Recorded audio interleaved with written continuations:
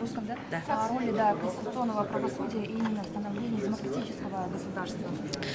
Ну, надо сказать о том, что роль Конституционного суда очень большая, потому что Конституционный суд в первую очередь интерпретирует нормы Конституции.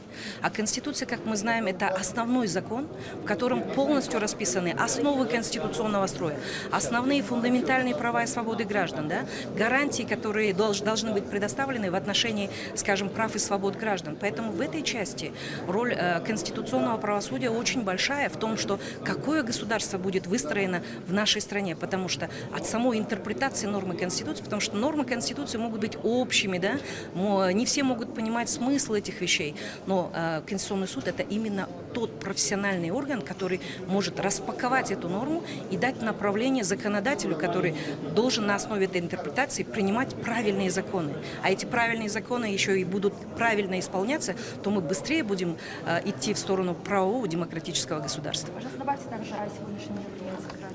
Сегодня проводится международная конференция, которая посвящена именно 30-летию Конституции. Это очень большое событие для нас. Приехали 15 стран, которые представляют конституционные суды 15 стран.